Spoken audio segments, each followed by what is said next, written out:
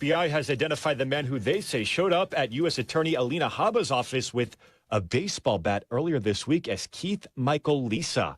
Investigators say he entered the federal building in Newark, New Jersey, returned without the bat, and damaged property inside that office.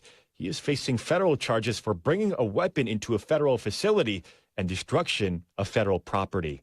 Flight cutbacks at major U.S. airports will be reduced from 6% to 3% with air traffic controllers returning after the government shutdown. The FAA is easing flight cuts at 40 major airports. Starting Saturday, airlines can operate 97% of scheduled flights. That's an improvement from the 6% cut mandated earlier this week. The change comes as air traffic controller staffing levels improve following the government reopening.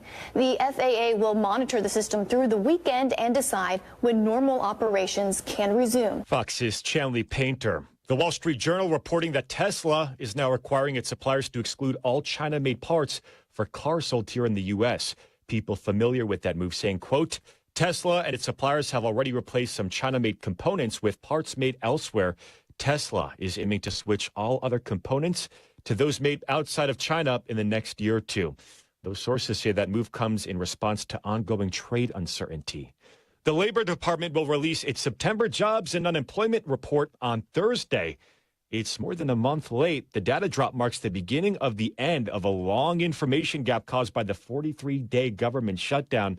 During that blackout, the Federal Reserve and investors, policymakers had little insight into U.S. economic trends. They lacked fresh numbers on inflation, job growth, GDP, and other key indicators. Much of the economy has been in the dark since late summer. America is listening to Fox News.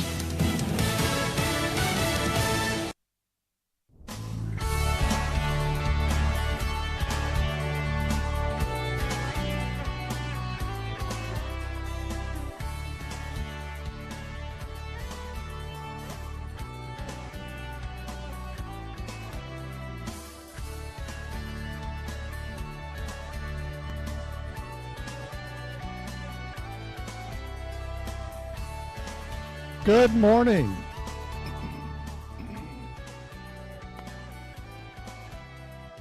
You've joined Winning at Life. I'm your host, Gregory Ricks. We've been doing this for a long time, bringing this show to you for better than 15 years now. And it's always a great time on Saturday to learn, taking this time out, getting that cup of coffee. I've already a couple cups in this morning, and to find out what's going on in the financial world and get some tips about improving the financial aspect of your life. I am your host, Gregory Ricks. Show is Winning at Life with Gregory Ricks. If you want more information about us, you can go to the website, gregoryricks.com.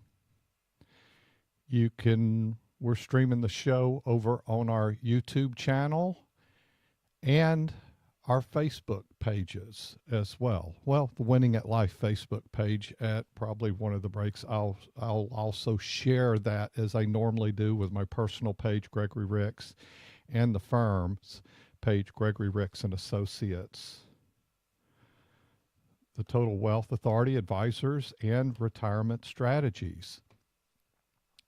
On the first hour here, in this hour, we have Dwayne Stein with us to kind of, and there's a lot to talk about because there's a lot of things being talked about in the news, media, about getting help on, and sometimes is it even to change the thinking of how do you get into one of the best opportunities you have. And what's great about America is you can buy real estate and it goes up over time. And I would say, from my opinion, in most cases, it goes up in value over time. But you've got to also make some correct decisions in doing so. But it's a tremendous opportunity, and it's a part of your overall wealth building. You know, I don't think that you should only create wealth by investing in stocks and bonds and annuities. I think having a home, having ownership, having property is a part of that equation. But also, just want to share with you before I bring Dwayne on. There's different ways to reach out to us, and email is an important one. If you have a question, thoughts, want to start a conversation, info@gregoryricks.com. There's a chat box at the website gregoryricks.com, and the office number. No matter where in the United States you live, you can reach out to us for help, 504-832-9200. And that goes for our offices in the New Orleans area, the Gulf Coast of Mississippi. We have a Gulfport office, and the North Shore of the New Orleans area, Mandeville, there's an office as well. But we work with people across the country because of technology, Zoom, and all those things that it entails enables you to move forward. But over at GregoryRicks.com, there's a great resource, and that's our news blog where we post up relevant articles that I read and we talk about on the show. So without further ado, let's welcome Dwayne Stein. Hey, Dwayne, how are you today? Fantastic, Gregory. Great to be with you again. Yeah, I'm glad to have you, and this is actually a good time to have you on with so many things being talked about in the news. We've got the Fed that also recently dropped the interest rate another quarter point. The market's kind of worried going forward about whether or not, because of lack of data, whether or not we'll get one more quarter point drop. I think we will, but the Fed doesn't call me up and ask me my thoughts. Right. But there is worry about whether or not that's going to happen, and I kind of think it needs to. So tell us what your thoughts are from interest rate standpoint. Yeah, I think what the Fed being the government now shut down being over with. I think now it turns to what data haven't we gotten. Gregory, I hope you're right. I'm a little bit in a little different. I guess I would say what do they call it? Like I'm in a different group here on. I feel like maybe they're gonna stand pat, but gosh, I hope you're right, Bob. I really do. I just think I don't think they're getting enough data. I think this shutdown will be an easy, hey, we didn't get what we needed to be able to see it, right? To be able to make a good, informed decision. So I think they're going to hold pat on that. And what we're seeing right now, Gregory, I could tell you over the last couple weeks is it's ever since really he came out and said he was not sure if he was going to cut in December or not. We've seen the rates, and again, you and I talk about this all the time. You can't time the market, but we've seen the rates trending up a tad. I mean, look, a month ago, the rates were 6.19 on a 30, and now they're at 6.38. Right now, so when you hear that over a month, you go, oh, my gosh, that sounds like quite a bit, but it's going up little by little, right? Every week is 5-8 basis points, but that 30-year has creeped up a tad. And now it's still low, and it's comparable to earlier this year, but we've seen it creep up, and I think it's just the uncertainty is why – right now, the 10-year Treasury, stuff like that, there's a lot of things. There's just a lot of uncertainty, so we're seeing the rates creep up a tad. So what we've seen in conversation is one of the things that kind of surprised me, and I'm going to ask you to state this because you kind of know. What is the average age of the first-time home buyer now? I was kind of surprised at this stat recently. Yeah, well, the first-time home buyers, late 30s. The median age now of a home buyer is up to like 59 years old. It's crazy, right? When you first time median? Yeah, first-time home buyers up in the 30s. Yeah, it's crazy. Well, It's crazy. we need to help folks change that. Correct. I don't quite understand Yeah, and I why don't it's see being that, but put off.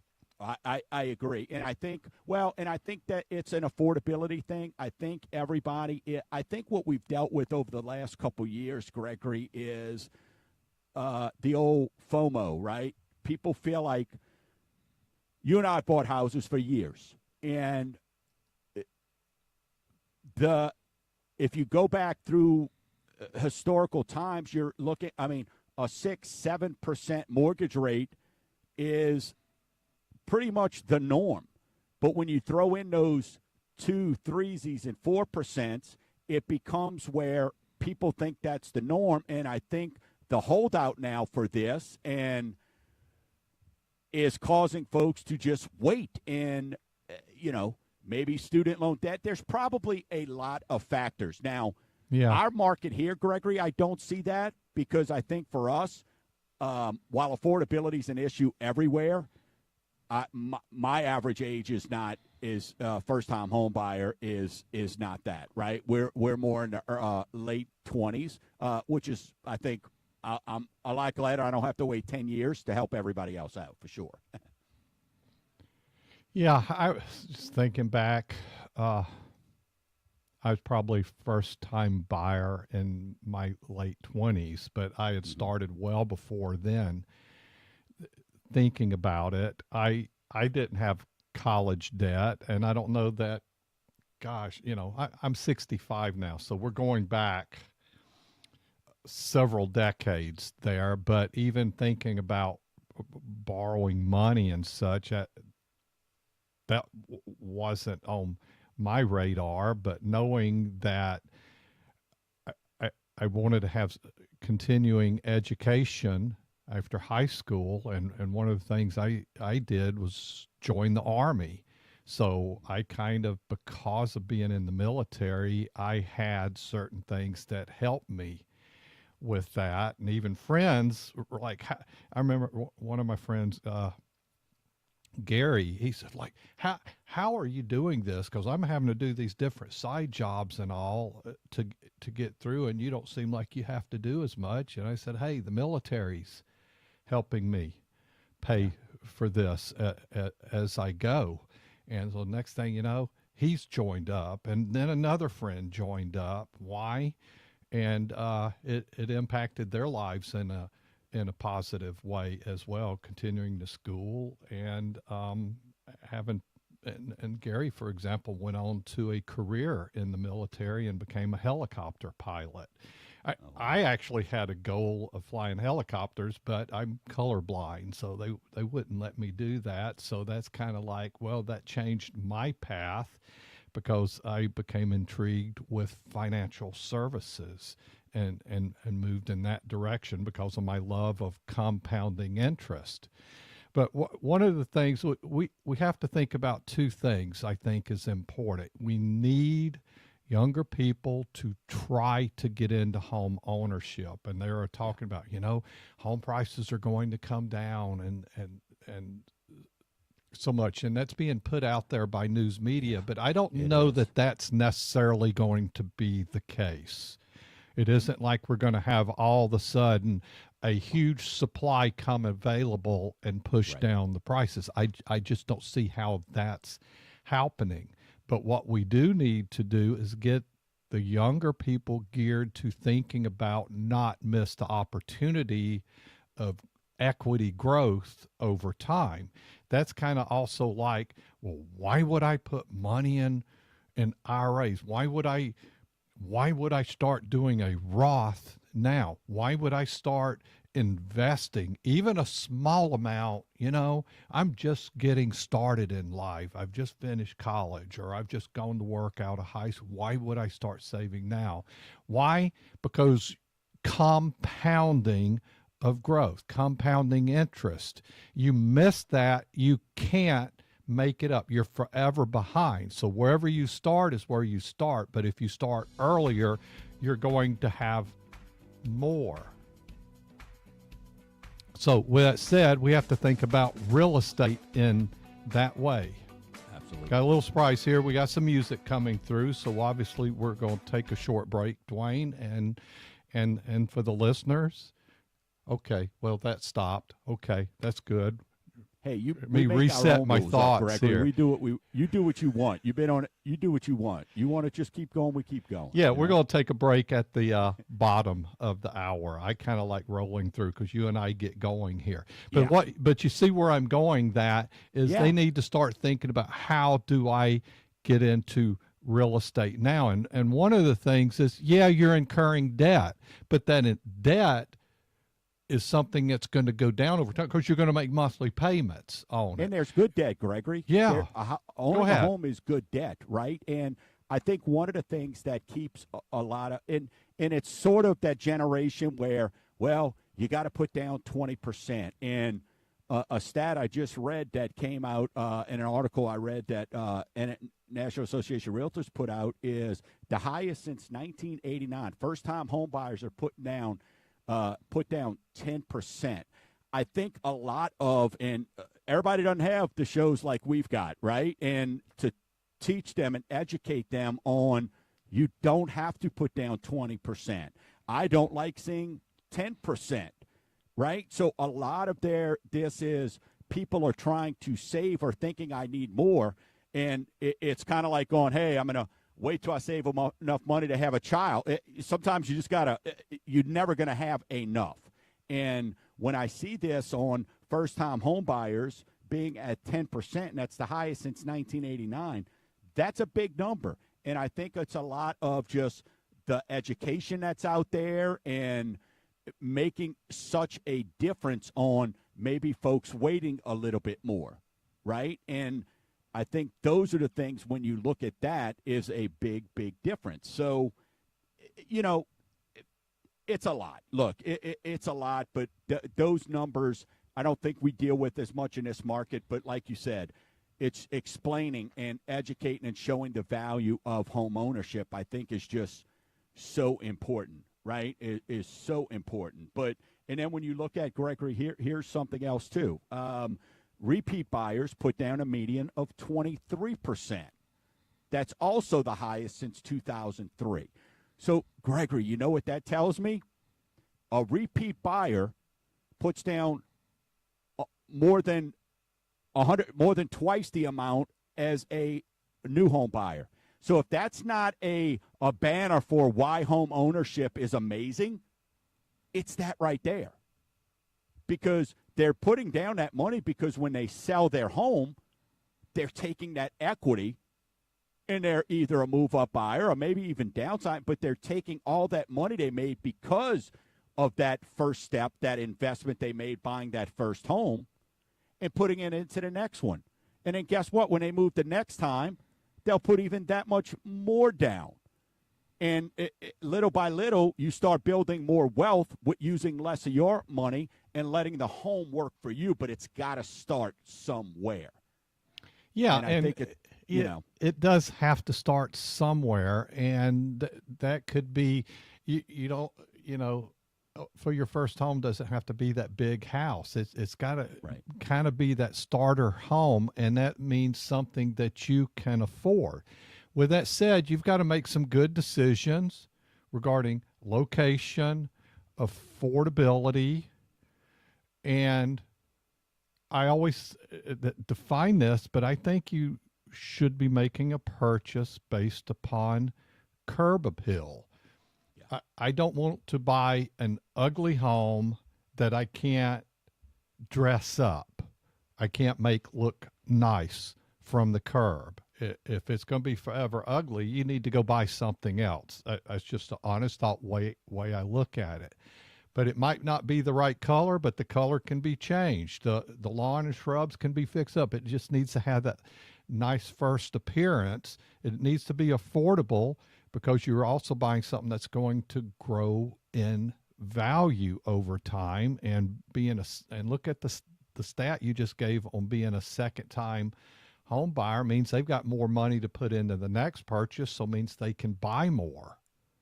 And change adjusting to how they've evolved in life. And it's also not a bad thing if you're in that home forever either, because you're building equity there and it's growing in value. But when you think of wealth building, there's two parts. I think it is having property, having the right home, but it's also investing and putting money away for savings and market growth long term. And you kind of have to work to do both. You can't forsake one for the other. Yeah. Your thought? And I agree with you 100%. One of the things I want to share with your listeners as well is this. I can't, as a lender, I can't give you something you can't afford.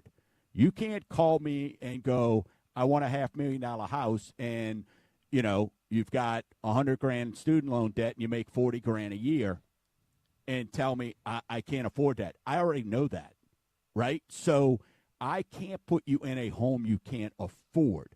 Now, with that being said, when I'm having conversations with my clients, is I understand the difference between what I can afford and what I'm willing to pay. Right, Gregory? There's a big difference there as well. But what I want to be able to show people is don't base everything on the old days. And if I had 20% to put down, or if I only had another, I talked to a client this week, Gregory, who is like, all right, so if I put down another $10,000, how much is that going to save me on my monthly note? And I said, $53 a month. So it's not, so that's where you've got to help explain to folks, you having that $10,000 in your pocket versus putting it in your home, that the only way you get out is to sell your house or to refinance it. To get your $10,000 back over $50, it's not worth it. Especially if we're not in a situation where that $53 is making a difference of you being able to buy the home or not. If we're getting into that is a good point. Right? We're having a conversation of you can't afford this, right? So Yeah. those are the things, having that understanding of, I can't afford that. And so many people, by the time we get off the phone and we go over their application, they're like, oh, my gosh, I didn't realize I could afford that much. So that's the understanding of, but it's like you said, it's that first step. It's that conversation. But I can't put you in something you can't afford. So you've got to be able to rest at ease with that. Yeah, it's important because I think you should pay that extra $53 a month and hold on to that $10,000 for you've got to have emergency money. You've got to have a backstop, and you've got to save for the future as well. And think about that $53. You're probably getting a raise at your job. Most cases you get at least cost of living raise every year. That's how I think of it as a business owner for employees, that everybody, if you're working for them, we're getting a raise every year going forward there. But it's important to start doing things that's going to impact you, and you got to look to the future. And I don't know, maybe we're not teaching the young people about this. They're not learning this naturally and getting it passed along. And I do think, folks, you need to move out from your parents' home. You got to start planning your own routes, doing things yourself, and it's going to make everything better. But you should push out and do that and be investing. And it may not, it's going to be hard, going to be a struggle. You may have to do without, but come a couple decades later, you're going to realize one day, it's like, wow, look what I've put together over time. And I think that's something that is needed. So there's a couple other things that's been talked about. And I don't know that this is a good idea. A 50-year mortgage is kind of like crazy numbers there. And I don't know if that's something that comes together. And then there's a couple other ideas being floated out there. But what reason you're having this conversation is what they're seeing. This is kind of a problem that people aren't getting out there and buying homes and starter homes and so forth. And we've got to get back to that thinking there. And It's nice to be able to shift and go to a rental property or apartments and such, and we see all those big buildings being built up, and Right. and that is a transition point. But I think we need to shift to ownership from that, and that's part of wealth building. Yeah, I mean, there's no doubt about it, and I think when we're looking at that, and look, AC goes down, it's no doubt it's easier to call your landlord and go, hey, I'm hot, come fix this, right? Versus, hey, now I got to find an AC person, I've got to pay this AC to be fixed, right? And that cost now falls on you, which is why we talk about, right, the 10 grand. Keep it, have your reserves, have that money set up in case something happens versus that $53 that it's going to take 15 years to make up your money. So it's understanding that. And I think those are the things when we're looking at it is where people are the biggest concerns. But, when you start hearing about these 50-year mortgages and portable mortgages and all these things, look, Gregory, I'm you're a pioneer. I like to think I'm trying to be a pioneer. I'm all about let's have a conversation.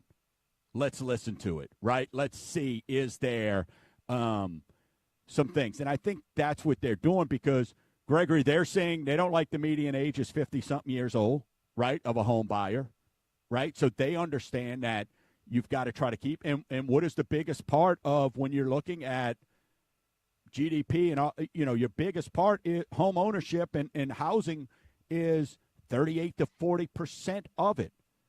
So somebody's got to sell nails. We got to get builders going. Windows sold, right? Cement, wood, all these things. And to get that moving, it comes with home ownership is a big deal and getting houses done. Painting, like you said. Hey, maybe you look at a house. And I had a buyer a couple weeks ago. We just closed this week. And look, this house, when you looked at it from a picture, you talk about curb appeal, they used it to their advantage. They were able to see the forest through the trees. I mean, the color of this brick, I mean, it might have been called baby's diarrhea, right? Because it was, I don't even know how they made this color, right? But the buyer used that to their advantage. And you know what? They sent me pictures of the color they're painting the brick, right? Which is going to immediately add home value. So it's seeing that forest through the trees and understanding. But so them trying to get to circle back on why we're hearing about 50-year mortgages and portable mortgages and all that, they're just trying to get people think. They're trying to figure out how can we get the housing market sort of clicking again. But what's in recent memory is 20 and 21. How do we get it back to 2019 and before, which was a normal housing market, right? We're trying to catch up from 3% rates. It's not going to happen. It's not. So the 50-year, these portable things, I mean, it's I like it. I'm all about hearing ideas. I'm never opposed. I'll listen to any idea, and then we'll have to see how it goes. I think it's unique. I think there's some things there. I don't think it's what everybody on TikTok and all these folks are trying to make it sound like. I don't think I'm not worried about Gregory on a 50-year mortgage. I know I'm rambling here, but we're going to dig into that a little bit because I've got noted here the portable loans, the 50-year, and I've got it versus a 30-year, 20-year, 15-year. But it's kind of that thinking, or I'm going to add one here: no down payment. Yeah. Ability. I think there's going to be some stuff that comes from this throwing ideas out there that helps shift to where people can buy. And the portable loans, assumable loans, I don't know if those are still out there, but they kind of used to be a thing out there to help somebody get into a loan. If you qualify, you can assume it. I definitely want to talk about those because I think I want people to understand how they work, more importantly, right, than just hearing it going, oh, I could get Greg's 2.5% rate. No, let's talk about how it works. Yeah, or I like no down payment, that if Absolutely. somebody will back that and You got to pick up some risk there. The down payment is for a reason, but we're going to talk more, dig into these ideas on the other side and help people's thinking evolve. You're listening to Winning at Life with Gregory Ricks. We're going to take a short break. We'll be right back.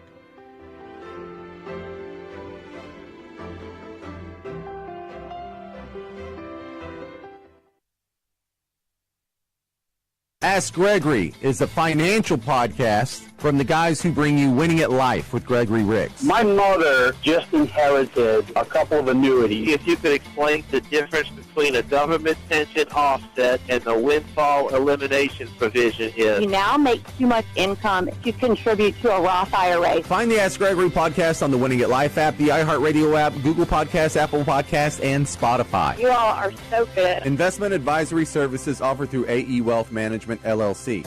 Gumbo Nation, this is Dwayne Stein with MortgageGumbo.com. For 30-plus years, I've been a trusted local lender. Yes, local lender, helping thousands just like you borrow money for your home loan needs. Every client has a different set of needs, and as your local lender, yours is the only one that matters to me. Because if it matters to you, it's a must for us. So let's discuss today. Visit MortgageGumbo.com.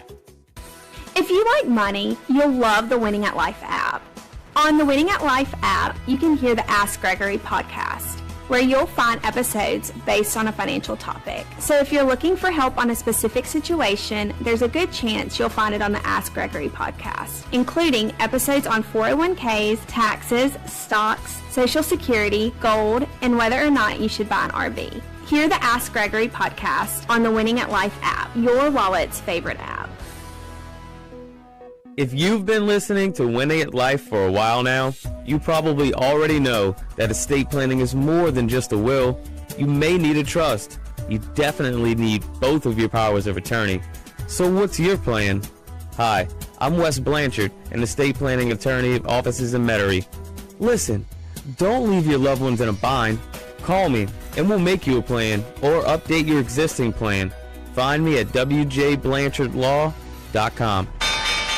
The Ricks Report with Gregory Ricks. One of the core jobs with annuities that goes back hundreds of years is to guarantee income for life. It has that option in there. We like to use it as a distribution tool of income that, markets go all to hell and your assets won't go down. So that should be part of your blend to help levelize volatility with some risk-averse assets that's going to grow despite what's going on in the markets. It can be pension-like money, and a lot of what we do is bond-like money in that world. Bond-like is what annuities do, not what they are.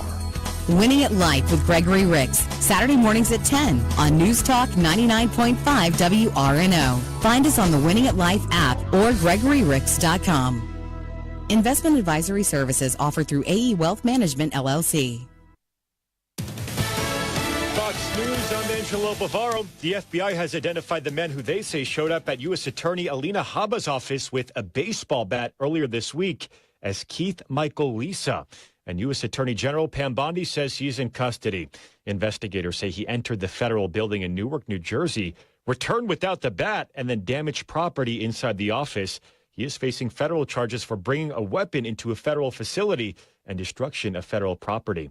Expect less headaches at the airport now that the government shutdown is over. Starting Saturday morning, the FAA says flight reductions at 40 of the nation's most high-traffic airports will be lowered from 6% to 3%. Officials say the 3% reduction will remain in place while they monitor system performance throughout the weekend. Fox's Kristen Goodwin. America is listening to Fox News.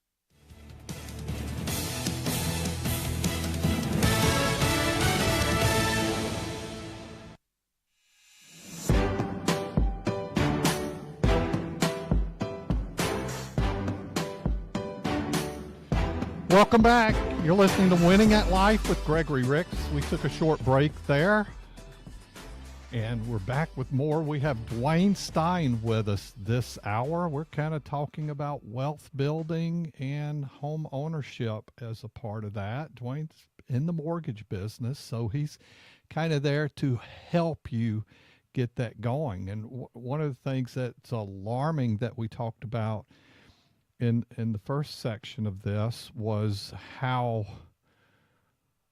first-time buyers median age is surprising, is beyond age 40. It's like, wow, we have to change that. I think the average first-time home buyer needs to be in the 20s. And why are people putting off? They've got to work towards finding a way of building equity and wealth. Less than 50% of the people have adequate savings for retirement. There's kind of two parts to that. I think is problematic. What that data tells us is there's not equity being built in home ownership, having property. If you're renting all your life, tell me, what have you built from that? There's not equity in that. And they didn't start saving early. And this isn't about having thousands a year to save. We're talking about $50 a month, $100 a month, even if you're starting with $25 a month, because what that money is kind of starting in motion, compounding. And it's small amount of compounding, but it's going to keep growing and growing larger over decades. And that happens with home ownership. And you might buy your forever home and be satisfied with that first ever home you bought. It's kind of like, yeah, I'm good. This is where I'm going to be from now on. Or it could be a stepping stone, which it was for me and a lot of others. And I bet, Dwayne, you're not in your first home, are you?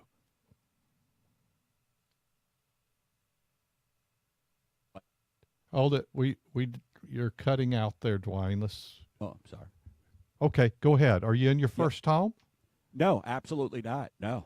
And, it was move up. I'm not in the same size house I was initially, right? But little by little, making moves to, life improvement, needs, family size, stuff like that. So, no, not at all. And I think that's the biggest thing, understanding as you move forward. And it's a stepping stool like anything. And I think that is the hardest thing, Gregory. You talk about the world we live in now is a I want it now world. And it's hard.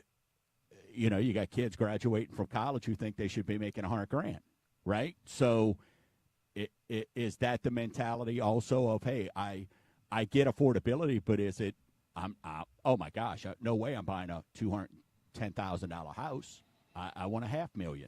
So maybe that is where some of the stuff and the holdback's coming from.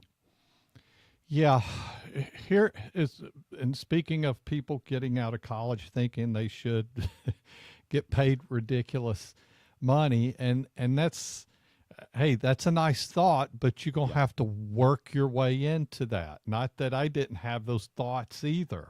Sure. Early on, but I also had to come to the reality of it. But one of the things I thought about early on back then is, well, I didn't want any debt. How can I go to college and pay for it along the way that I don't end up owing money at the end? And that's one of the big problems, is people are going to college owing tremendous debt. And that thinking has to change, that if that's how you've got to do it, maybe you shouldn't be going to college. There's a lot of jobs out there that pays a lot of money right out of high school. And maybe if you're determined to do that, you should work your way through that college education as well. But you surely shouldn't be getting out of college and having tens of thousands of debt. You're going the wrong way. You need to get out of high school, and you should be out of high school without debt. And if you're going to do continue education beyond high school, you need to manage that in a way that you don't incur debt, because what it's going to prevent you from doing is a couple natural things that's going to start a progression that creates future wealth, and that is owning a home, and that is investing. as well. And you need to think that way. And I think that's foundational thinking that we haven't talked about on this show before quite this way, but these gaps that are showing up in society are problematic, and you need to get out your parents' home, get to work, and start building it for yourself. Because I can tell you, living off your parents forever, you're not building wealth there if that's how you want to exist. And your parents, they need to be putting away money, not supporting you through adulthood. They need to be putting money away so that they can create more retirement savings for the future, because they're going to have to retire. And let me ask you, kids, do you want to support your parents in retirement? I think not. Nope. You kind of expect them to take care of their own, and then you've got to do the same. And real estate's a difficult thing. So a few concepts we want to talk about with you, Dwayne, is go back to this, how this used to be. And I think there are programs where there's no down payment to little down payment. What opportunities are there out there? And I think we're going to have more coming. Yeah, you know, VA obviously is 100% financing. What I mean by that is no down payment, right? But obviously military. Yeah. So outside of that, you've got rural development is a great program. And here's what I could tell you. That's going up a lot. I mean, now a family up to 5 family can make $120,000 a year and get rural development, which is a no money down program. Wow. And Gregory, a lot of times when I'm talking to, because, you know, somebody just calls somebody who told them to call somebody, and then they get to me, and I'm like, you don't have to put any down payment. We get them qualified for rural development. But some companies maybe don't offer it, or the banks, different things like that. So we're able to do that, and it's a no money down program. And people hear rural development, they think they've got to be in an area where you got to have cows and horses. Well, you don't. It's all based on that market. You put the address in, and we look it up, and we see if it qualifies for it. But that number has grown tremendously, Greg. I mean, over the last several years. The income used to be right at like $72,000. Now it's up to $120,000. If it's a family of 5 or more, it's over $140,000. So there's opportunities there. That's a program we always look at first. My number one question, Gregory, is always, hey, are you military, or are you a veteran, or are you anything like that where we can take advantage of that program? The next thing is, where do you want to live, and what's your income? Because those are the 2 programs I'm looking at first and foremost, because it's no out of pocket, right? And the great thing about those, if you get the seller to contribute, you're literally coming to the closing with the lent in your pocket, right? So that's what we try to do first. And then we go from other places. There, you know, I would like to see some more of those options. I think they are, if you start to see that and it moves towards more of a conventional loan away from a government loan, I think you'll see higher rates, but maybe they won't have the stipulations on the debt-to-income ratios and stuff like that. There's some rumors out there of that. Look, they're throwing a lot of stuff out there, and like you said, we've got to get that housing market.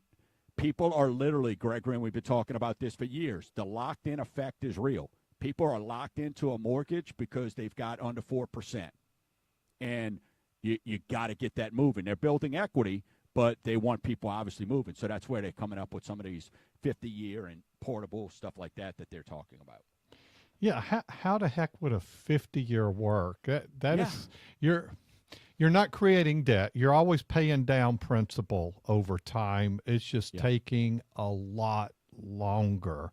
And then when you kind of look at on a 30-year mortgage, you're paying a lot of interest over the time, but it's manageable because you are whittling down debt as well. But 50-year, that's almost like buying your forever home, it feels like. And I know that's not the case, but you're going to build equity a lot slower. But have you done the math to that? Does that bring down the payment very much going over 50 years? So let's talk about that. So look, devil's advocate here, what I'm going to say is, you know, like you just said, I'm not in my first home. I'm in my 4th or 5th home. right? So when they try to sell you on, oh my gosh, look at how much more interest you pay. For instance, on a when I ran the math, on a $300,000 loan, on 30 years at a 6.3 interest rate, your total payback's right at like $370,000. Okay, on a 50-year, your total payback's going to be right at $755,000. So it's $380-something grand. Now, that number doesn't bother me because I don't know many people, and I'm sure folks listening, who sit in their home for 30 years and never refinance. So that is not a big number. What I'm wanting to share is, and what I was looking at, to me, and it was sort of because as soon as I heard it, I'm like, oh, man, let's go see. This is going to be great. Well, a 15-year note doesn't have the same rate as a 30-year. So to think that a 50-year note rate is going to be the same as a 30, it's not. And we're already so if we just use kind of the difference, 0.5%, Gregory, on that same $300,000 home going out to 50 years from 30, it's $102 a month. So if you're buying a house with mortgage gumbo and your ratio's at 35%, you're not going to take, hey, do you want a 0.5% higher rate to save $100 a month? You're not going to do that. What everybody wants lower. When times are good, people want lower. When times are bad, they want lower, right? So my thing when we're looking at that is that $100 difference there, to me, I was a little bit, I knew it wasn't going to be what everybody thought it was going to be, but that is not, so who is going to get those homes, Gregory? It's going back to what we were talking about earlier. The person that's going to get that home is the person who, if $100 is a difference of getting in a home or not, you're going to be struggling, right? If you got to go out to 50 years because you need to save $100 to be able to get into that house, you're probably buying too much house, and you're pushing your budget. And we have people that do it, and it's my job to say yes, but that's what I think a lot of folks need to understand on this 50-year. Don't get caught. Who cares about the interest? You're going to refinance, blah, blah, blah. But it's not going to be this big earth-shattering number where, all right, yeah, put me on a 50-year. It's going to save me $400 a month. So if you make the same payment on your 50-year as you get on your 30, right, it's a difference. That same $300,000, you pick up $20,000. So you're not moving from the outhouse to St. Charles Avenue. It's $20,000. So that is why, again, it sounds good on TV. I like hey, we're thinking outside the box, right, Gregory? You and I like that. Let's have a conversation. I'm good with that. But it's not the answer. Is it going to help? Maybe some folks. But is it something where that person, like I said, who's going to be, they're budget conscious anyway, and they're going with the philosophy we talked about earlier, what I can afford, what I'm willing to pay is two different things? Or are they going to take a higher rate just so they can add 20 years to their mortgage for $100? I don't think they are. I just don't. Yeah. And that's one thing, whether it's a 30 or 50 or 100-year mortgage, I just throw this ridiculous stuff out there. Yeah. You're not locked in to that payment because you can always pay more. My first one was a 30-year. Yep. And I think I paid what the plan was, and then I eventually sold that for quite a bit of profit. A number of years later, I picked up another property where I bought some land, built a house, but actually I did a 20-year, and the interest rate is great. And I started paying, and I would pay more on it, and I've paid it down quite a bit. It's going to be paid off in less than 20 years because of paying more. But kind of at this point, I really don't throw extra at it. Why? Right. It's going to be paid off before it was originally set up as it is now, but I'm not throwing extra money at it anymore. Why? It's a low interest rate. I'm like, I can get better use out of that 4% money elsewhere. Absolutely. I've got another property that you helped me own, Yep. 30-year Yeah. mortgage, and I don't know that I'm throwing anything at it because I'm fine with where it's at. It doesn't press me. I don't mind the debt. I could pay the darn thing off. I Right. could accelerate it. And then I picked up another property with it's amortized, configures the payment over 30 years. And you would explain this better, but essentially it's a 5-year with a balloon note Yeah. there. Yeah. And why would I have done something like that 20 years ago? Heck no. And your thinking evolves over time, but I go back to what did I do originally? Heck, I was doing whatever I could to get into a home and did a 30-year mortgage, and I actually bought that and got it financed, getting it through an auction back then. And that turned out to how that started leveraging me to the next property, because I was building up equity, and that's life changing. And then and look at me, 30 years ago I would never imagine, like, why would I do that? And I'm not going to put a number out here, but I can tell you 20 years ago it's like, oh my gosh, I would never buy something that costs that much. Right. And then things changed. That Gregory wouldn't, but this Gregory doesn't mind spending that because he can and knows how the value keeps going up, and that's that mindset. And I just wish the younger Gregory put more away in the stock market. Yeah. And, but here's the thing, and too, savings and stocks and bonds and stuff like that. I wish that Gregory did more, but that Gregory evolved as well. But here's the thing. Younger Gregory bought that first house based on budget. Yeah. Right? Yeah. Now, today's day, and you want to know why the median, all the ages are going up, everybody's basing everything on the number on a piece of paper, which is an interest rate. And that doesn't matter. And it doesn't matter. It doesn't. And that's the biggest thing, right? So you just kind of summed it up. Young Gregory versus today's Gregory. Young Gregory did everything on a budget, and those moves allowed today's Gregory to be able to do some other investments with some unique programs to build wealth in different areas, right? So, and to be able to go, hey, yeah, you know what? I can do that type of loan because young Gregory did budget. Today, everybody's chasing a number. Nobody calls and goes, hey, can you tell me what my affordability is? Every call is, hey, what are your rates? Don't know anything. Don't know down payment. What are your rates? And that is the problem. I get it. Who doesn't want a low rate? But it's young Gregory, young Dwayne. It was based on budget. Here's what I can afford, not the number on a piece of paper. How do we get there? Obviously. And that's, I think, the difference. So now everybody's wanting to go, well, I need these rates. I need these rates. I need these rates. Gregory, every house that's being bought right now with us, every appraisal's coming back more than the sales price. Every single one.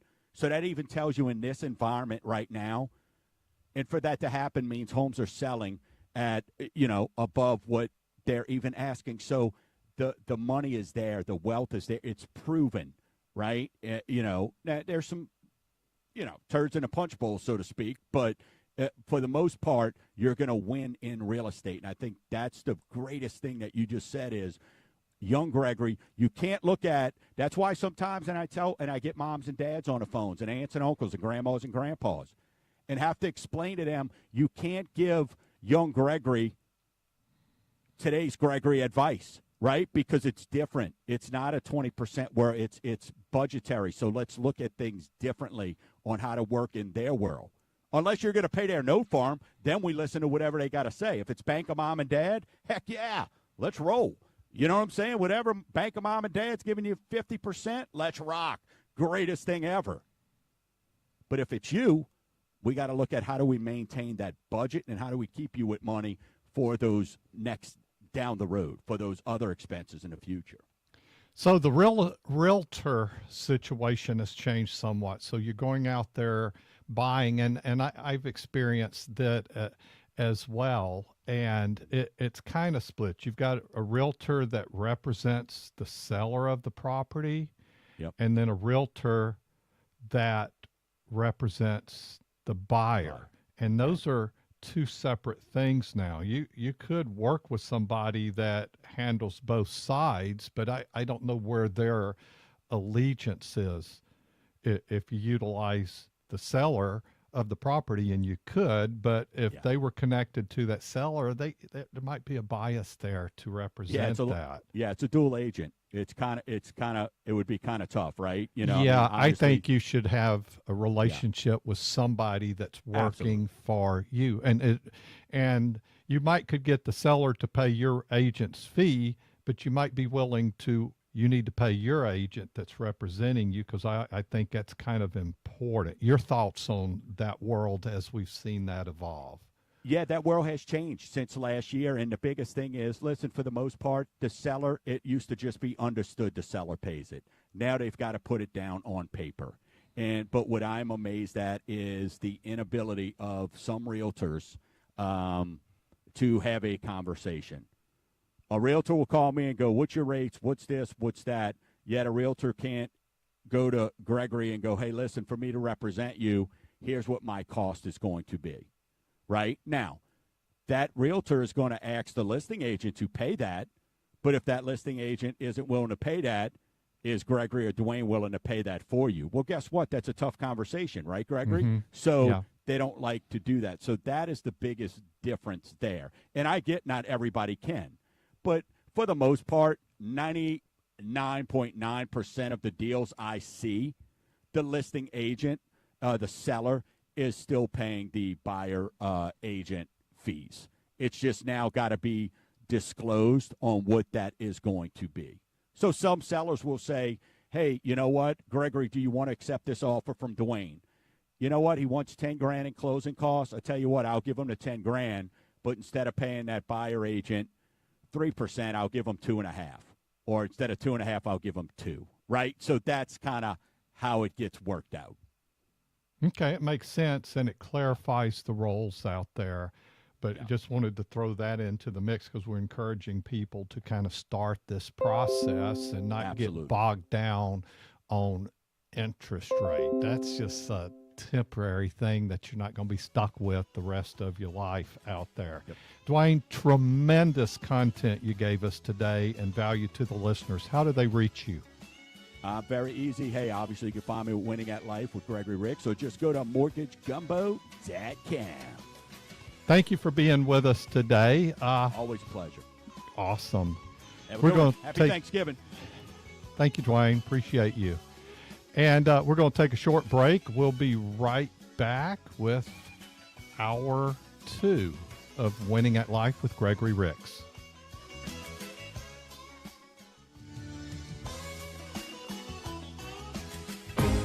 You all are so good. I've listened to you for years. Ask Gregory is a financial podcast from the guys who bring you Winning at Life with Gregory Ricks. I am near retirement, and I wish I would have been listening to y'all for the last couple of years. Learn the ins, outs, do's, don'ts, rules, and tools of the financial world. I have a broker who has no idea what you and I just talked about. From your 401k to your IRA to your pension to your Social Security to your Medicare. Hi, Greg. Appreciate your service to the community. From your ETFs to your precious metals. The program helps to ground me with some personal, real life there. Find the Ask Gregory podcast on the Winning at Life app, the iHeartRadio app, Google Podcasts, Apple Podcasts, and Spotify, and wherever else you can find podcasts, probably. That's exactly what I needed to know. Hey, I love your show. Investment advisory services offered through AE Wealth Management, LLC. The firm is not affiliated with the U.S. government or any governmental agency.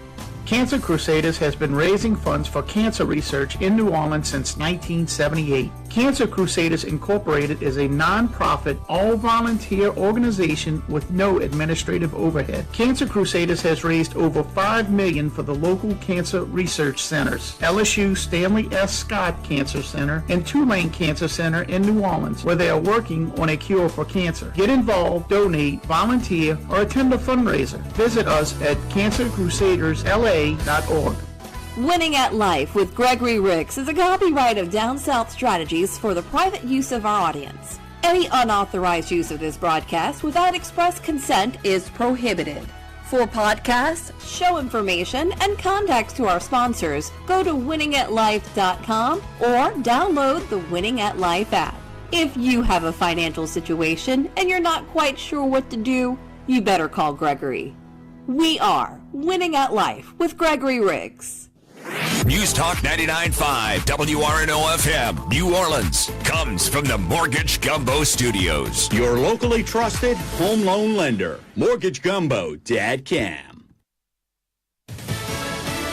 An arrest made. I'm Paul Stevens, Fox News. The suspect in the attack on acting U.S. Attorney Alina Habba's office in New Jersey, now in custody. Fox's Chanley Painter. Attorney General Pam Bondi making the announcement, posting, quote, "Thanks to the great work of the FBI, the U.S. Marshals, and HSI, the suspect wanted in the attack on U.S. Attorney Habba's office is now in custody. No one will get away with threatening or intimidating our great U.S. attorneys or the destruction of their offices." This all comes after the FBI offered a $25,000 reward for the arrest and conviction of that man, Keith Michael Lisa. Police say he has ties to Mahwah, New Jersey and New York City. Well, on Wednesday, police say Lisa entered the federal building with a baseball bat, but after being denied entry, he returned later without it and then proceeded to the floor where Alina Habba's office is located. The Attorney General saying Thursday the man was trying to confront Habba.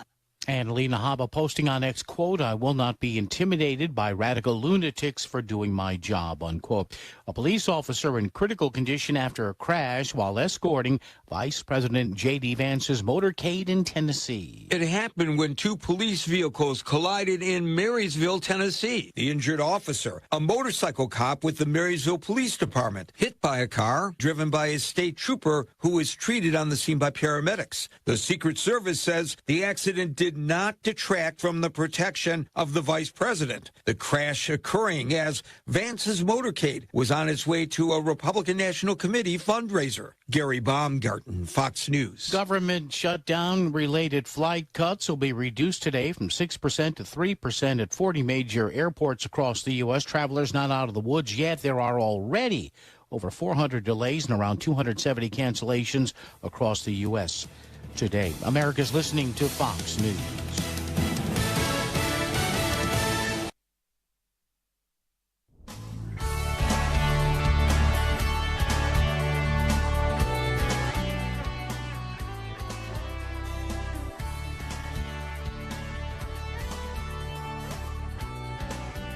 Welcome to Winning at Life, live financial news talk radio.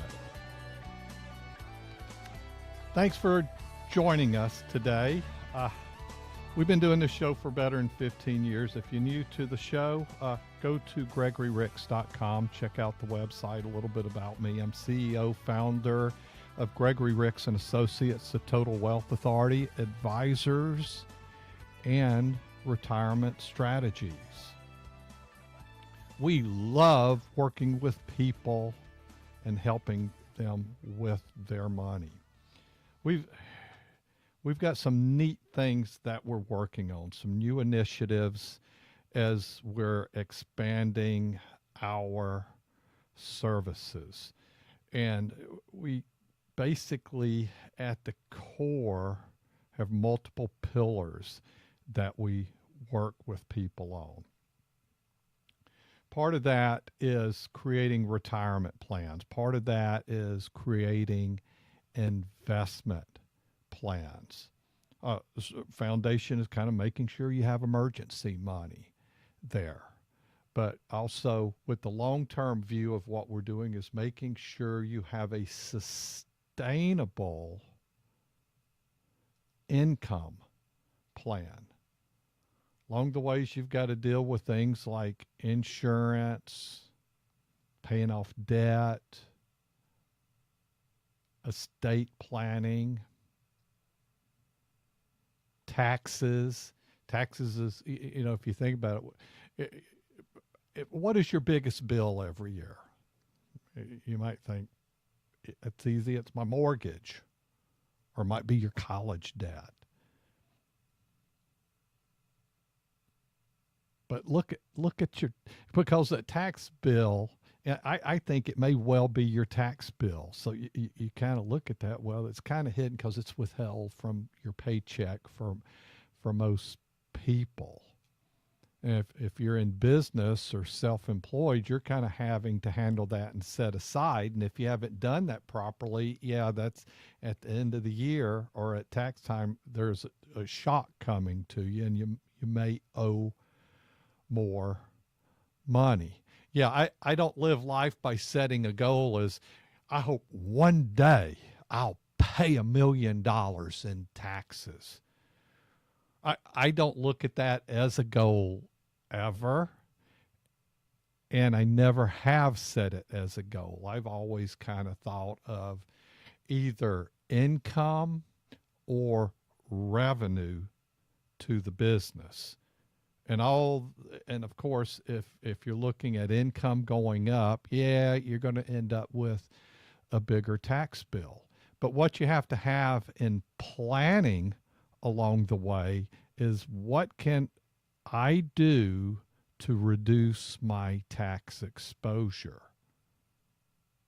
It's not something that's going to go away.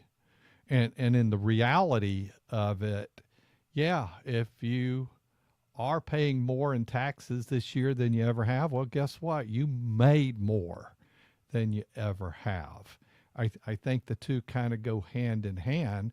But what I do want you to do is make more money each year going forward. If you've got a business, have more business profits. Inevitably, you're going to pay more in taxes. But here's the way to look at that. I think it's something that maybe you should look at as a percentage of income. And of course, as income goes up, you move to larger tax brackets. But there's efficiencies out there that you can, as a percentage, can I lower my tax bill? Do things in such a way that saves me some tax dollars that I otherwise, instead of just going to the IRS grid, based on that grid, you're paying this amount. But are there things that you can do to create efficiency from taxes? And it even has to do with maybe selling your real estate or selling your house or selling your business. And there can be incentives out there also from a business standpoint. And that's where I think planning is important.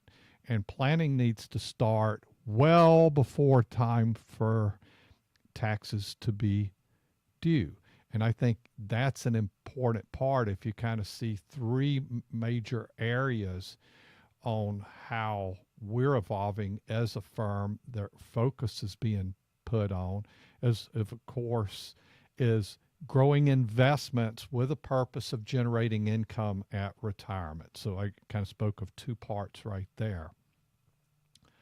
Another part is the tax part needs to go hand in hand with that. So we're working on some initiatives to make that much more efficient for folks working with our firm, and I'll be talking more about that in weeks to come as we finalize some details. But it is to work hand in hand and create efficiency and maybe help you with the mindset. And this is where people kind of struggle on maybe what, and I'll tell you, the young Gregory going back 40 years ago, you know, what I always liked, I like to do it myself. And I did that for a long time. But looking back, I wished I'd never had done it myself.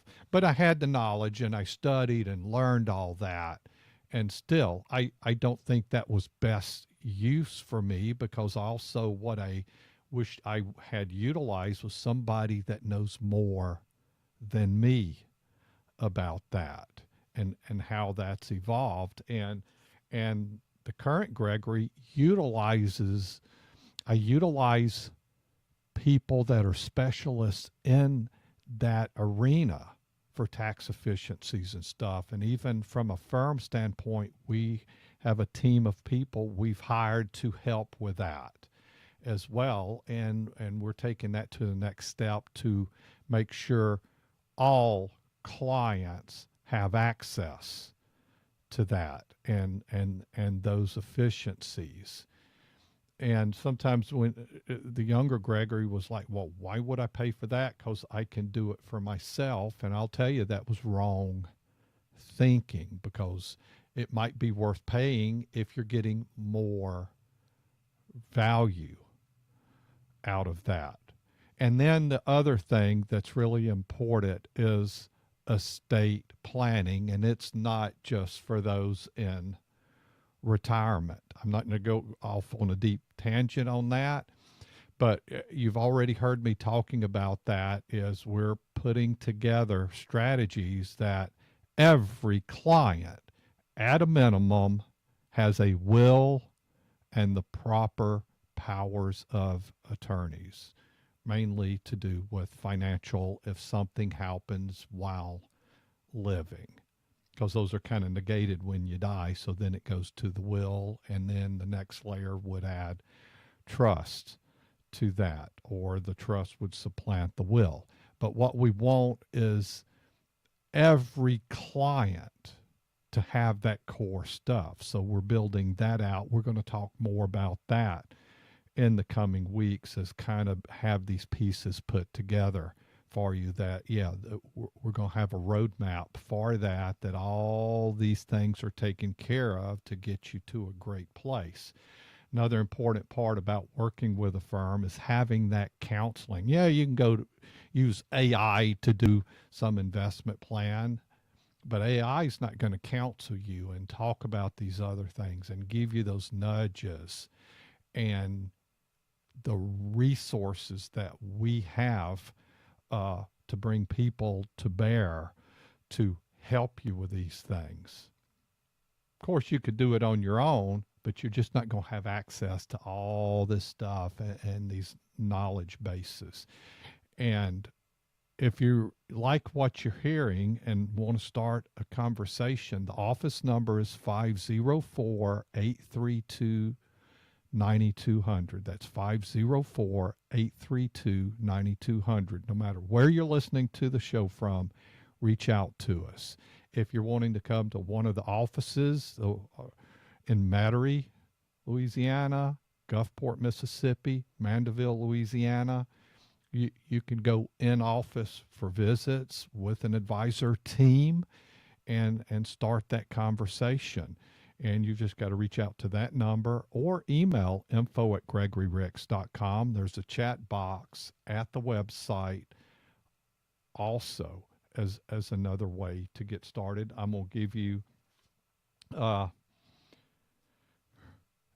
in a little bit here some downloads as well from that standpoint, but I'll go ahead and toss one over to you. Are you paying too much in taxes in retirement? Go to gregoryricks.com/too much. It's TOO much to get started. And I'm going to toss out a couple of those to you earlier, but one of the topics I have today, and let's see, how to make sure you don't run out of money in retirement. I'm referencing an article from Investopedia. As you know, I do considerable reading. I was reading a piece by some authorities, and I'm going to go back to that article because it was kind of powerful, that you don't realize how much reading people do, and those that are experts in their fields and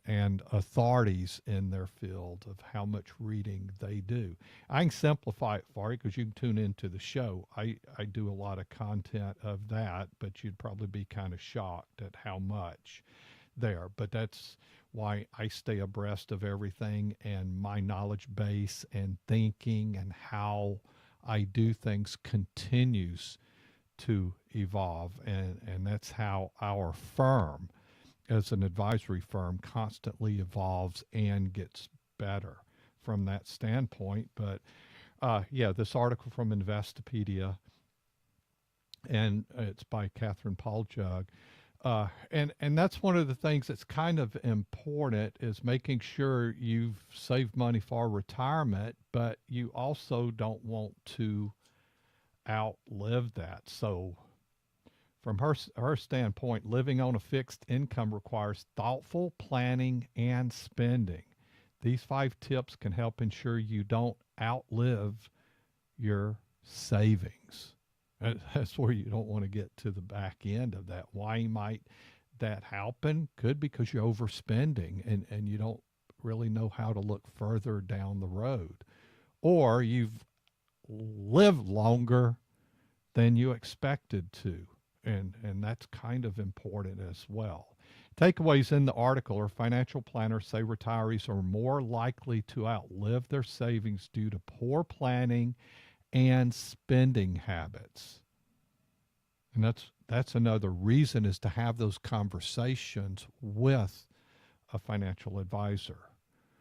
They also say experts recommend keeping 5 years of income needs in safer assets and tracking expenses closely to avoid premature portfolio depletion. And the third is while Social Security's future is uncertain, advisors urge focusing on factors you can control, like when to decide, or let me reword that, like when you decide to collect benefits. With Social Security feeling uncertain and the cost of living on the rise, many Americans are worried that they will live longer than their savings. I think Social Security is a really important of the decision process, and that's one reason we do an analysis. And even when folks come in for a first visit, that and kind of have that initial discussion and fit visit, get to know us and we get to know them. There's a number of things we prepare for your second visit. It's like going to a doctor and, okay, we're going to run these different tests. And when you come back in, we're going to go over that. There's probably anywhere from 4 to 8 different analysis we can run for you subject to what happens in that first visit. But one of them for sure is that Social Security analysis for both of you in the couple and your situation, and give you some recommendations on what you might need to think about on when to turn that on and what's more effective. And sometimes it comes back where for the spouse probably is a good time to turn that on now while the primary breadwinner in the household continues to defer. And I'm not going to get into the weeds, but there's different scenarios, and there's kind of been some cases, it's kind of time for both of you to consider that.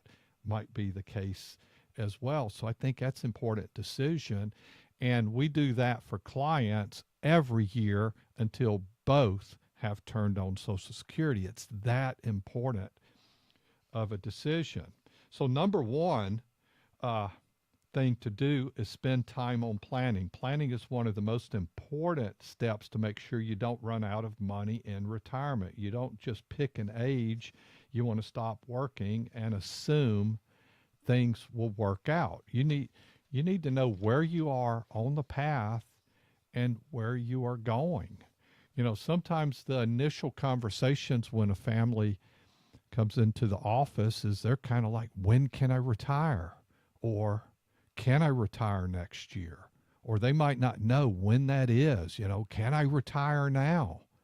It is often a question, but they're also wanting to make sure that window matches up with when they're wanting to retire and can I? And sometimes the conversation goes, hey, you're working now because you want to.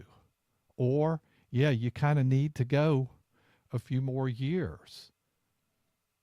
You may have to go longer because you just haven't got there. Everybody's at a different place, and retirement is not a one-size-fits-all. It is everybody's situation is unique. So you've also got to think about that time horizon. The economy is going to fluctuate during retirement, and withdrawing from retirement accounts during market downturns can significantly reduce the value of your savings. So you could be great shape when you retire. And even if you've kind of started this process on your own and you've done it yourself, you could have impacted and this go the wrong way because of market fluctuations. And in this article, they suggest keep 5 years of income needs in safer assets like cash, CDs, or short-term bonds so market drop doesn't force withdrawals from stocks at a worse time. Because when you take and you're spending from a stock market account and it's gone down, well, you see the history. There's been dips in the past. Heck, the NASDAQ at one point earlier this year was down 20% for a short period of time. So if you were taking income from that, what'd you do? You locked in losses based on previous highs. So once again, you want to avoid taking withdrawals from stocks and bonds and so forth at their worst time. Then the bulk of your savings can stay invested and allow it to keep growing when the market turns around. And we think there's multiple categories of how investments should be invested because everything shouldn't be based upon growth. During your working years, yeah, you can be more heavily in that, but you've got to have a stable area where you're taking income from. And I do believe in that 5-year period as a minimum. But we also have a process of replenishing that. And sometimes that box might not be a 5-year box, but it might even be a longer box as well, where we're taking income from an area that will not go down in value. And that allows the rest of the assets to run. And we really want to always look a decade out where those assets are that we're wanting to let run. And it isn't like we're shifting all that money in 10 years, but you think of that money over there that we're allowing it to run, we will shift money over time to that safer strategy of where you're going to take income from. And this isn't something you just start at retirement. I'd say 5 years prior to retirement, you need to be thinking about how you have that balance starting to be created there, because you also don't want to have those assets running hard, so to speak, and then at retirement time, okay, we're going to make that shift. Well, what if you had a dip happen at that time? Are you wanting to put off retirement? I think not. This needs to be done in a way that no matter what the market's doing, your retirement time that you've selected should be able to flow and move into that transition. You also need to track your expenses. It can be easy to assume you have plenty to spend in retirement, but if you spent all these years savings and you aren't tracking your expenses, you might run through savings before you realize it. And that's one of the questions in sitting down with families, kind of like, what are your monthly expenses? What is your monthly income? And you know what? People don't know that off the top of their head. In most cases, it's something they have to think about. You need to go and look at what's happened.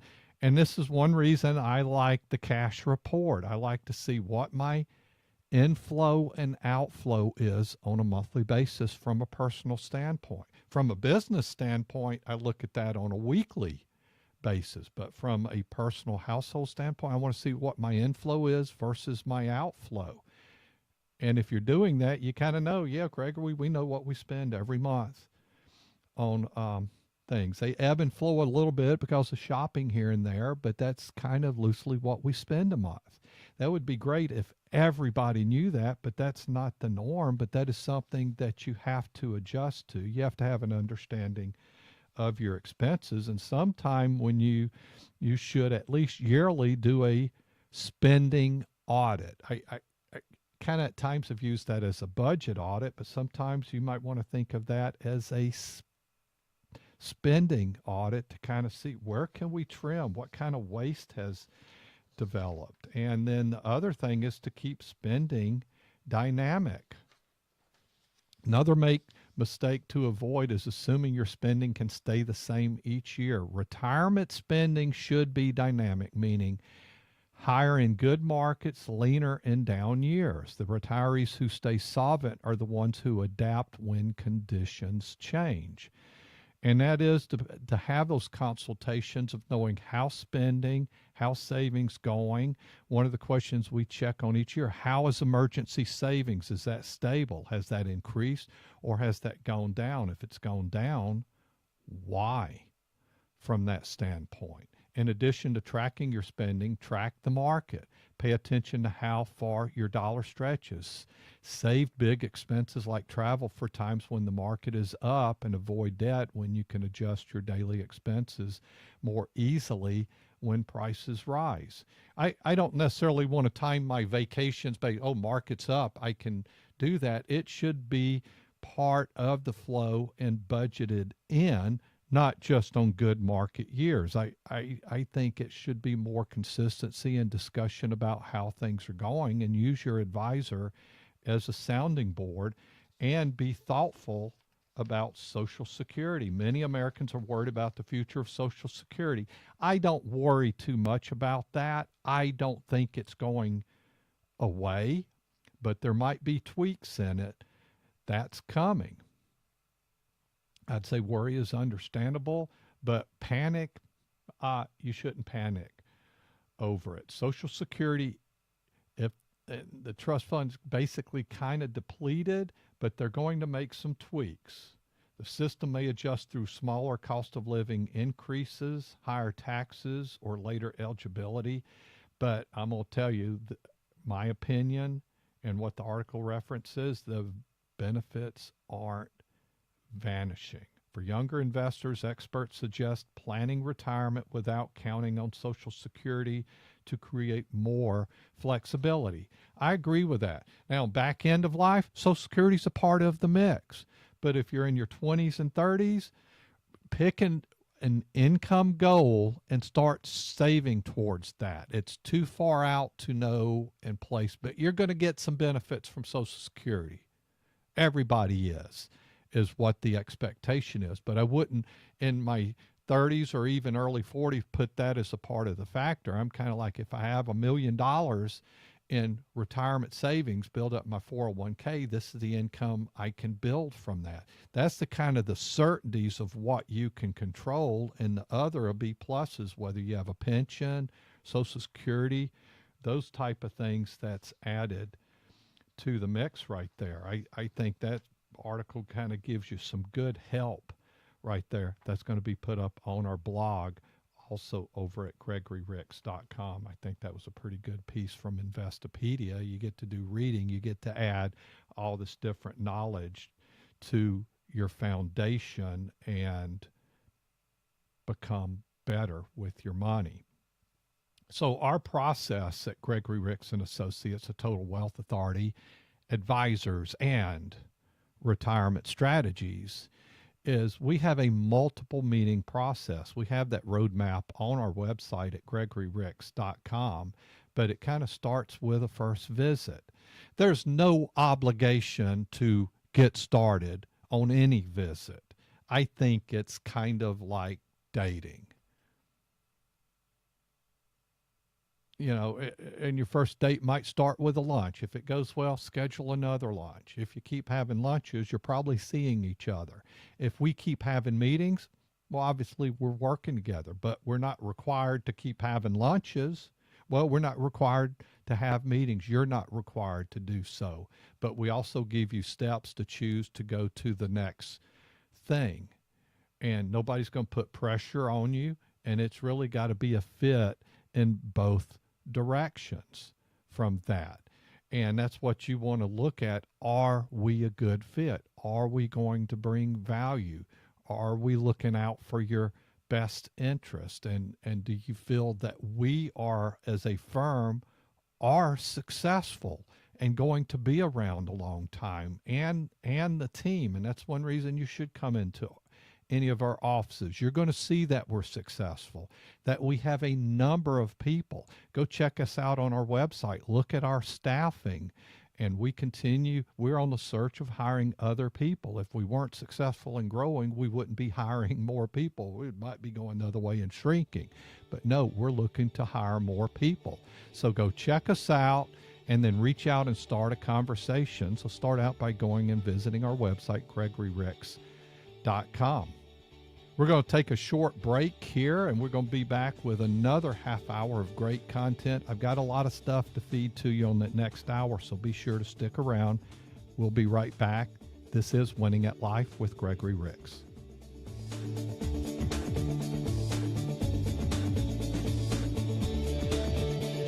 Ask Gregory is a financial podcast from the guys who bring you Winning at Life with Gregory Ricks. My mother just inherited a couple of annuities. If you could explain the difference between a government pension offset and the windfall elimination provision is. You now make too much income to contribute to a Roth IRA. Find the Ask Gregory podcast on the Winning at Life app, the iHeartRadio app, Google Podcasts, Apple Podcasts, and Spotify. You all are so good. Investment advisory services offered through AE Wealth Management, LLC.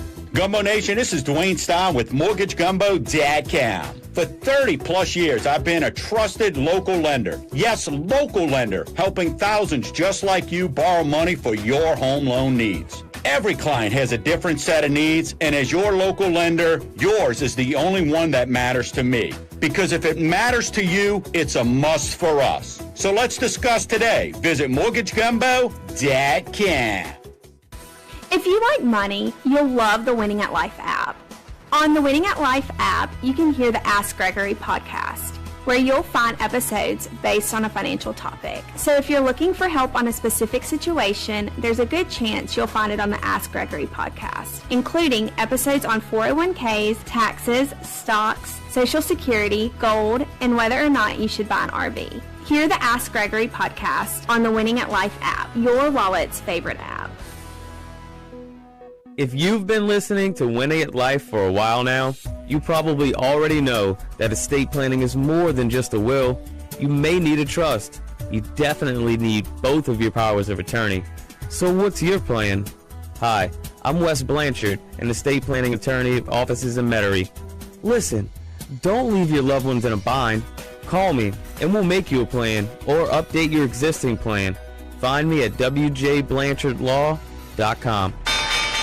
The Ricks Report with Gregory Ricks. One of the core jobs with annuities that goes back hundreds of years is to guarantee income for life. It has that option in there. We like to use it as a distribution tool of income that, markets go all to hell and your assets won't go down. So that should be part of your blend to help levelize volatility with some risk-averse assets that's going to grow despite what's going on in the markets. It can be pension-like money, and a lot of what we do is bond-like money in that world. Bond-like is what annuities do, not what they are. Winning at Life with Gregory Ricks, Saturday mornings at 10 on News Talk 99.5 WRNO. Find us on the Winning at Life app or GregoryRicks.com. Investment advisory services offered through AE Wealth Management, LLC. Stevens, Secretary for Pete Hegseth, saying the U.S. is ramping up military activity in the Caribbean. He says the mission defends our homeland, removes narco-terrorists from our hemisphere, and secures our homeland from the drugs that are killing people. The U.S. military is expected to ramp up exercises in Trinidad and Tobago off the coast of Venezuela. Fox's Christina Coleman, Democratic leaders in North Carolina speaking out against a rumored potential federal immigration crackdown in Charlotte. The Department of Homeland Security not commenting on future or potential operations, and local officials say they have yet to receive any formal notification. Fox's Kristen Goodwin, and the FAA now easing some limits it placed on commercial